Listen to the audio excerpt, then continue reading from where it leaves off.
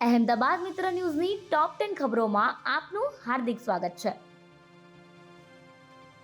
અમદાવાદના 6 દિવસથી digital arrested વૃદ્ધનું rescue. અમદાવાદમાં સાયબર ઠગોએ વૃદ્ધે 6 દિવસ સુધી ડિજિટલ અરેસ્ટ કરી 1.43 કરોડની છેતરપિંડીનો પ્રયાસ કર્યો હતો, જેને સાયબર ક્રાઇમ બ્રાન્ચે સમયસર નિષ્ફળ બનાવ્યો અને વૃદ્ધને બચાવી લીધા. મ્યુચ્યુઅલ ફંડ મેનેજરને વૃદ્ધે 92 લાખનું ફંડ તોડાવી વિદેશમાં અભ્યાસ કરતા દીકરાને મોકલવાનું કહ્યું હતું, જેથી તેમને શંકા જતા સાયબર ક્રાઇમને જાણ કરી. ઠગોએ મુંબઈ ક્રાઇમ બ્રાન્ચના નકલી અધિકારી તરીકે વોટ્સઅપ વિડીયો કોલ કરી વૃદ્ધને ડરાવી 50 લાખની એફડી પણ તોડાવી હતી, પરંતુ પોલીસની સમજાવટ બાદ વૃદ્ધને છેતરપિંડીમાંથી મુક્ત કરવામાં આવ્યા.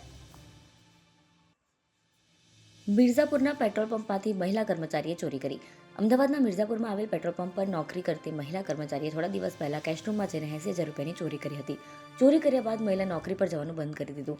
મેનેજરે હિસાબ કરતા ચોરી થઈ હોવાની જાણ થઈ મેનેજરે મહિલા વિરુદ્ધ શાહપુર પોલીસ સ્ટેશનમાં ફરિયાદ નોંધાવી છે. હાર્દિક પંડ્યાની ગર્લફ્રેન્ડ સાથે અમદાવાદમાં લોંગ ડ્રાઈવ.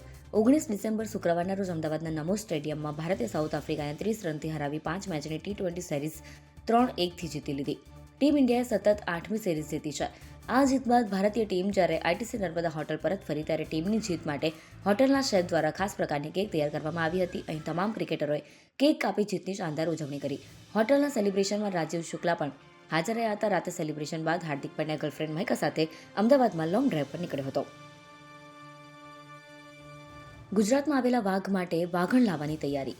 ગુજરાતના રતન મહાલ અભયારણ્યમાં છેલ્લા 9 મહિનાથી એક વાઘે વસવાટ કર્યો છે. ગુજરાત વન વિભાગની ટીમ સતત તેનું મોનિટરિંગ કરી રહી છે અને ખોરાક માટેની જરૂરી વ્યવસ્થા પણ કરી રહી છે. આગામી દિવસોમાં વાઘ અહીં કાયમી વસવાટ કરે તો તે માટેના પ્રયાસો પણ હાથ ધરવામાં આવ્યા છે. આ બાબતે ગુજરાત વન વિભાગ દ્વારા નેશનલ ટાઈગર કન્ઝર્વેશન ઓથોરિટીને જાણ કરવામાં આવી છે, જે હવે રતન મહાલમાં વાઘની વસ્તી વધારવા માટે એક વાઘણ મોકલવાની શક્યતાઓ પર કામ કરી રહી છે. અમદાવાદ એરપોર્ટ પર 15 ફ્લાઇટ્સ કેન્સલ અને 24 ફ્લાઇટ ડિલે.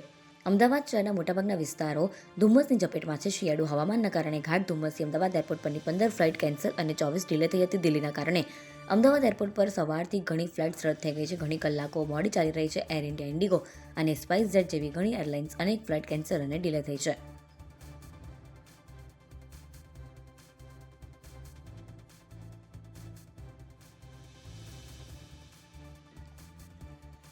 પીએમ મોદી અને અદાણીનો ડીપફેક વિડીયો 48 કલાકમાં હટાવવા આદેશ. અદાણી એન્ટરપ્રાઇઝીસ લિમિટેડ દ્વારા દાખલ કરાયેલ માનહાનિના દાવાના જવાબમાં અમદાવાદ જિલ્લા સિવિલ કોર્ટે કોંગ્રેસ અને તેના 4 નેતા જયરામ રમેશ, સુપ્રિયા શ્રીનેત, પવન ખેડા અને ઉદય ભાનુને સોશિયલ મીડિયા પ્લેટફોર્મ પરથી વડાપ્રધાન નરેન્દ્ર મોદી અને ઉદ્યોગપતિ ગૌતમ અદાણીના ડીપફેક વિડીયો 48 કલાકમાં દૂર કરવાનો આદેશ આપ્યો છે. જોકે કોર્ટે આઈએનસી અને તેના નેતાઓને 29 ડિસેમ્બર સુધીમાં જવાબ રજૂ કરવા માટે શો કોઝ નોટિસ પણ જારી કરી છે. 6 લાખના એમડી ડ્રગ સાથે આરોપી ઝડપાયો. વર્ષ 2022માં અમદાવાદ ડીસીબી પોલીસ મથકે અમદાવાદના રહેવાસી આરોપી મોહમ્મદ ફારૂક મેમણ અને જાવેદ શાહ સામે એનડીપીએસ એક્ટ અંતર્ગત ગુનો નોંધાયો હતો, જેમાં કોર્ટે આરોપી મોહમ્મદ ફારૂક મેમણને 12 વર્ષની કેદ અને 2 લાખ રૂપિયાનો દંડ ફટકાર્યો છે.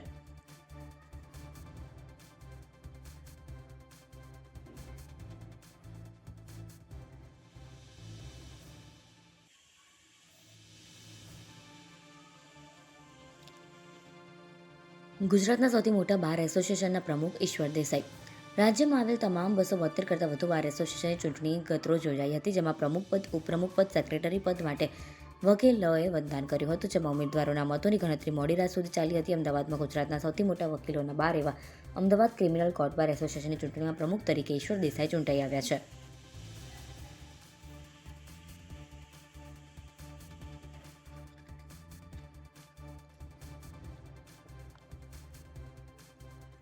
સાબરમતી જેલમાં પાકા કામના કેદીની બેરેકમાંથી મળ્યો મોબાઈલ.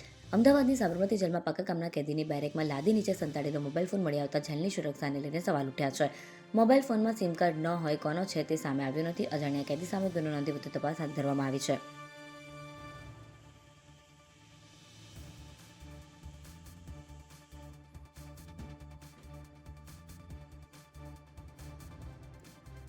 રાજ્યમાં સવારે અને રાત્રે કડકડતી ઠંડી. રાજ્યમાં હવે ઠંડીનો પારો વધ્યો હોય તેવું લાગી રહ્યું છે. વહેલી સવારે અને રાત્રે કડકડતી ઠંડી અનુભવાઈ રહી છે.